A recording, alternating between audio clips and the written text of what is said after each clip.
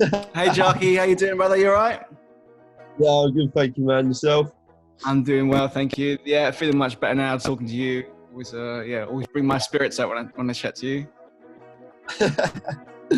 Positivity, man. Positivity. Spread the That's the love. name of the game, I think. That's the name of the game. How's it going? You still at home? No, man. So I'm back down in Brighton now. I'm back. Back where it all happens for me, which is nice. All of the writing and recording is flowing again, sort of from like a home studio sort of sense. And it's nice to just be back into that creative mindset. I think back home I was getting with withdrawal symptoms from it because I didn't have like any of the equipment back home, and I was writing on like a 4-string guitar, which is never the best bit of equipment, but it does the jobby for the time being. But yeah, I'm back down here now, and I'm sort of surrounded by my boys in the house. So like, we're all on a really good flow of creativity at the minute, which is I've missed it. I've really missed it, man, and it's nice to be back for sure. Definitely, yeah. Well, as you say, withdrawal symptoms, that must be such a hard thing to step away from, especially when it sounds like such a creative household, that you're living in. Yeah, man. I mean, there's 4 of us in the house, and we're all like we all do music, all do our own sort of own artist stuff, and it's I think it's one thing that it made me realise sort of that whole lockdown period was how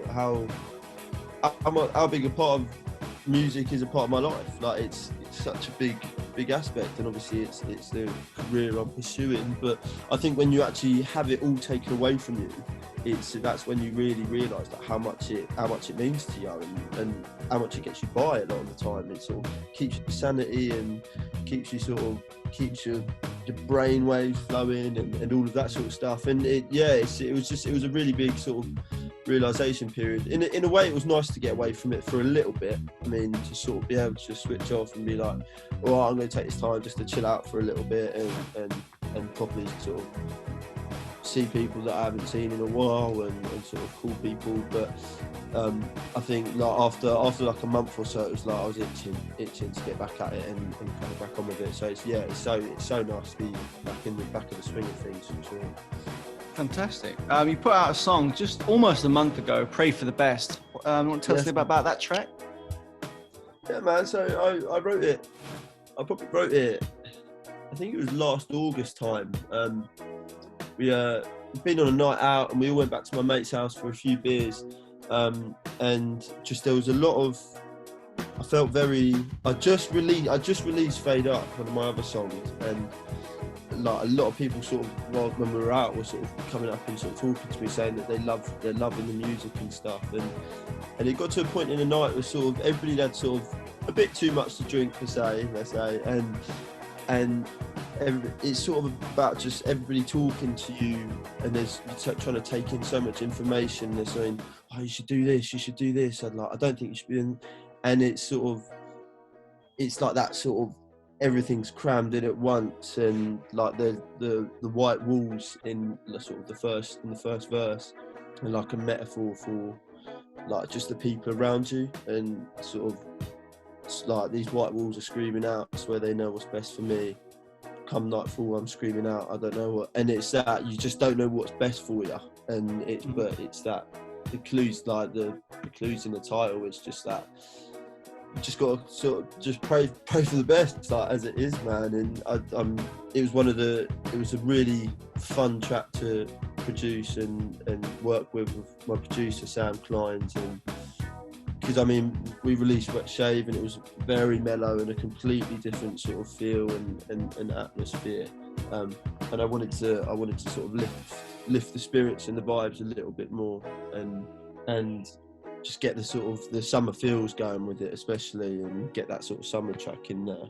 Because I think, especially right now, I'm at a current point in sort of this path where it's really trying to settle and simmer down on some sort of sound and sort of really honing in on one thing. But I mean, I always sort of just said I just wanted to make music that I like and that I'd want to hear, like sort of, and I think that's the only thing. If you do it for yourself, it will come out in for others as well. I think that's one of the main things. Not trying to force it out, just doing what you want to write and what you want to make. I think it goes a really long way.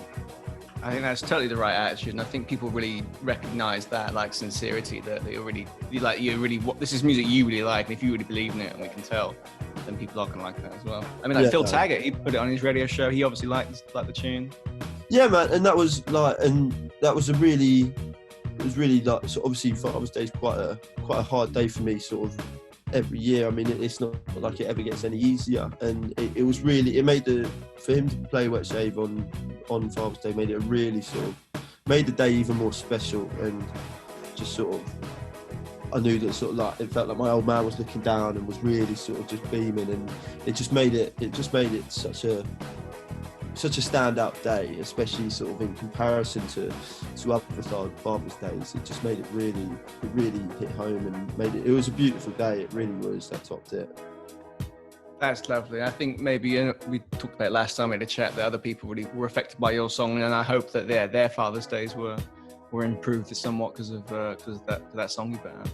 Yeah, man, 100%. And I think like Father's Day for me, especially, is as much as it's sort of thinking about my dad and stuff. It's a realization to it's testimony to like how much my mum's done for like both me and my sister. It's a testimony to like my friends and family being there for me, and sort of filling that hole, but at the same time being proud of what you're doing and moving forward on the daily to make everybody upstairs like happy and proud for it. I think there's so many different parts to it, and it was a stunning day. It really was, man.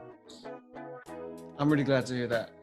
Jarki, we're edging closer to the end of lockdown here in the UK, or at least England, I suppose. 4th of July, Saturday. Are you going to be out there in the pubs 4th of July?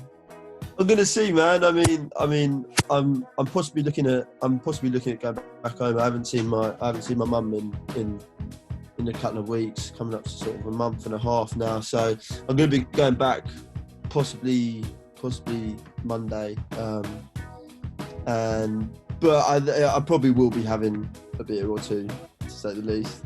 It has to be done to sort of celebrate it's a big step, I think, for everyone, and it's a massive step in this whole moving through lockdown. It's such for months now, it seemed I've sort of forgot about pubs until it was mentioned again, and the idea that they're reopening I think it's great for sort of the smaller pubs as well. I mean, they must have really struggled in this period with everything that's happened, so I think it's going to support sort of the little locals maybe, and sort of, instead of going to the big ones that everybody's going to. Do you know what I mean? So I probably will be popping my head in at some hour of the day on the 4th of July to celebrate. Yeah, I think I'm of that opinion too, and especially like supporting local. But I think I'm still not quite. I don't know. Like I think it's a bit too early. You know, Brighton Beach yesterday was chock-a-block. You know, I wouldn't want to put myself in such a position that would be like, I could, you just don't know what people are carrying, or what you might be carrying. You just don't know. Exactly that, man. I think it's sort of, everybody should, if you're going to do it, I think you should know that 100% in yourself, that you're all well and dandy, and that you're feeling 100%. I mean, there's sort of the test points where you can go and check. So even like a day or a couple of days before, go and check that if you are going to be going, go and check that you're all sound in yourself, and that you haven't got anything, and you're not positive for anything.